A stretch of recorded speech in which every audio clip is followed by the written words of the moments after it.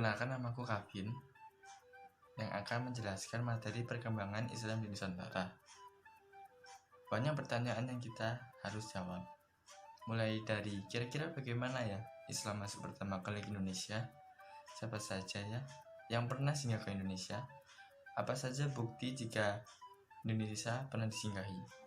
Yuk kita bahas. Untuk mempermudah kita memahami materi ini, kita harus membuat peta konsep. Terdapat 6 bagian untuk mempelajari bab ini. Yang pertama adalah teori. Teori di mana bagaimana masuknya Islam ke Indonesia. Yang kedua adalah jalur atau rute dari negara yang pernah singgah ke Indonesia. Yang ketiga adalah cara-cara penyebaran Islam. Terdapat 6 cara untuk menyebarkan Islam. Yang keempat adalah faktor diterimanya Islam. Yang kelima adalah perkembangan Islam di Nusantara, dan yang keenam adalah kerajaan Islam. Adalah teori Gujarat. Teori Gujarat ini berisikan bagaimana Islam masuk ke Indonesia yang dibawa oleh para pedagang dari Gujarat atau India pada abad ke-13. Yang kedua adalah teori Persia. Islam masuk ke Indonesia dibawa oleh para pedagang dari India menuju Indonesia pada abad ke-13. Dan yang ketiga adalah teori Mekah. Islam masuk ke Indonesia lewat pedagang dari Timur Tengah langsung, yaitu dari Mekah, melalui sepanjang rute yang panjang pada abad ke-7 Masehi. Namun dari ketiga teori tersebut terdapat satu teori yang memiliki beberapa bukti, yaitu teori Mekah. Yang pertama, kita memiliki teori Mekah, yaitu ditemukannya makam Fatimah binti Maimun di daerah Gresik abad ke-11 Masehi. Yang berarti jauh sebelum itu sudah terjadi penyebaran agama Islam, terutama di daerah pesisir Sumatera. Sehingga mendukung teori Mekah ini lebih benar daripada dua teori lainnya yang tadi. Dan kemudian ada teori kedua, yaitu ditemukannya perkampungan Arab Muslim di Barus pada abad ke-1 Hijriah atau 7 Masehi, dan di sekitar tahun 625 Masehi di pesisir pantai Sumatera sudah ditemukan sebuah perkampungan Arab Muslim yang masih berada dalam kekuasaan wilayah kerajaan Buddha Sriwijaya.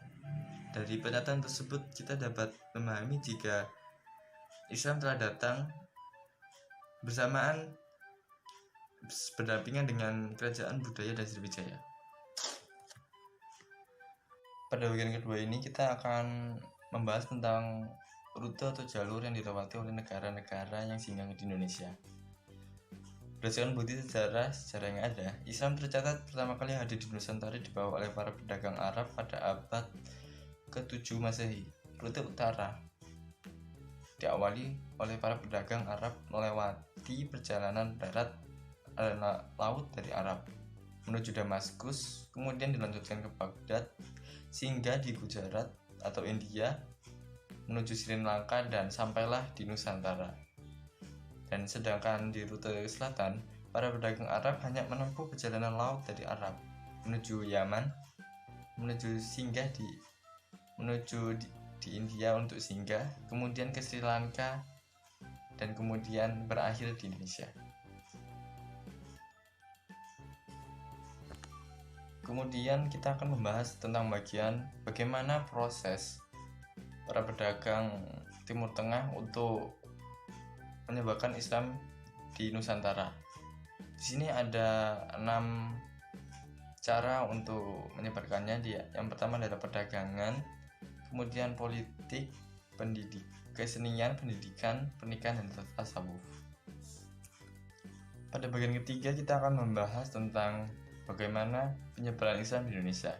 Terdapat 5 cara penyebaran Islam di Indonesia, yaitu yang pertama perdagangan, yang kedua pernikahan, yang ketiga pendidikan, yang keempat tasawuf, dan kelima politik dan kesenian. Yang kedua adalah pernikahan. Pernikahan yang terjadi ini dipicu oleh para pedagang dari Timur Tengah yang memiliki aspek ekonomi lebih tinggi daripada penduduk pribumi, sehingga membuat gadis-gadis Nusantara tertarik dan ingin menjadi istrinya. Namun pernikahan tersebut memiliki syarat dan ketentuan. Syarat yang harus dijalani oleh para gadis tersebut adalah mengucapkan 2 kalimat syahadat dan menjalankan syariat Islam sepanjang hidupnya. Dan dampak yang diberikan adalah sebagian besar di Nusantara banyak beragama Islam dikarenakan perdagangan ini. Yang ketiga adalah politik. Adanya pengaruh dari pimpinan suatu kerajaan yang masuk Islam mengakibatkan terpengaruhnya orang sekitar untuk masuk ke dalam agama Islam. Banyak rakyat yang mencari panutan, dan panutannya tersebut adalah pemimpinnya. Jika pemimpinnya masuk Islam, ketiga adalah politik. Adanya pengaruh dari pimpinan suatu kerajaan yang masuk Islam mengakibatkan terpengaruhnya orang sekitar untuk masuk ke dalam agama Islam. Dan yang keempat adalah kesenian. Keempat adalah kesenian. Dalam hal ini, Islam juga memberikan dalam bidang kesenian berupa cerita wayang yang berisikan cerita Islam, tembang atau lagu yang bernuansa Islam atau yang diselipi dengan kalimat syahadat dan ajaran-ajaran Islam, sehingga menarik para pribumi untuk mempelajari apa itu Islam. Dan cara kelima dan yang terakhir adalah cara ini lumayan efektif, yaitu pendidikan. Lumayan efektif dikarenakan pendidikan Islam disampaikan dengan adanya lembaga pendidikan. Sarananya adalah pesantren.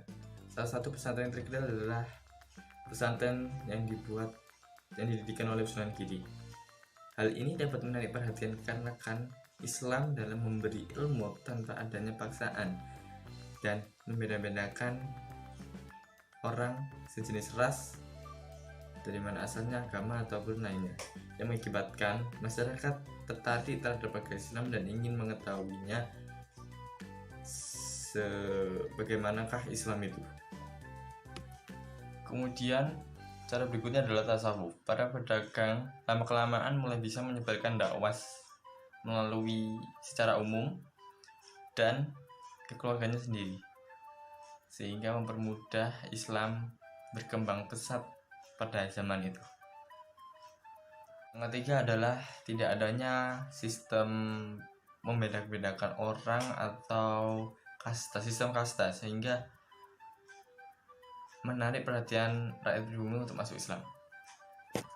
Dan pada bagian kelima ini saya akan menjelaskan tentang perkembangan Islam di Nusantara.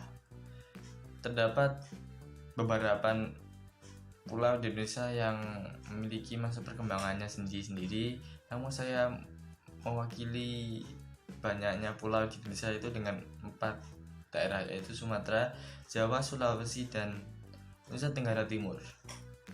Yang pertama kita akan membahas tentang Sumatera. Pada abad ke-7, daerah Sumatera pada bagian utara merupakan daerah yang sangat ramai sehingga banyak pedagang yang juga berdakwah di sana.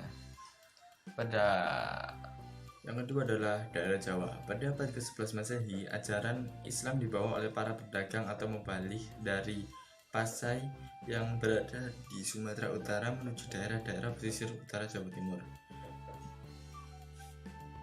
Kemudian dilanjutkan di daerah ketiga, yaitu Sulawesi. Pada abad ke-16 Masehi, Islam telah berkembang ditandai dengan berdirinya kerajaan Islam, yaitu Kerajaan Goa dan Kerajaan Talau di Sulawesi. Dan di daerah yang keempat adalah masuknya agama Islam ke Nusa Tenggara yang dibawa oleh para mubalik dari Bugis yang berada di Sulawesi Selatan dan dari Jawa menuju NTT. Yang terakhir ini saya akan membahas tentang kerajaan Islam yang berdiri di Nusantara. Yang pertama adalah Samudra Pasai. Samudra Pasai ini adalah salah satu kerajaan Islam di Sumatera yang paling dikenal.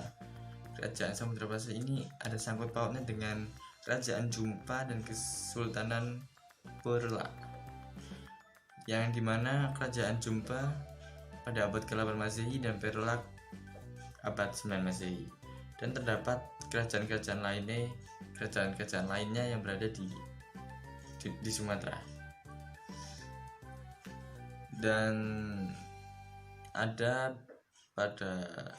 di daerah Sulawesi dan Kalimantan tidak ketinggalan juga ada kerajaan Gorontalo yang mewakili dari kerajaan Islam di Sulawesi yang berdiri pada awal 16 Masehi, yang menandakan jika perkembangan Islam itu merata di Indonesia.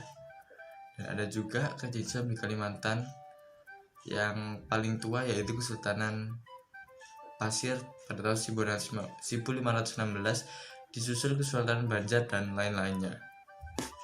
Sekian yang bisa saya sampaikan, mudah-mudahan materi yang saya sampaikan ini bermanfaat dan mudah dipahami. Jika ada salah kata dan kurangnya saya mohon maaf. Wassalamualaikum warahmatullahi wabarakatuh.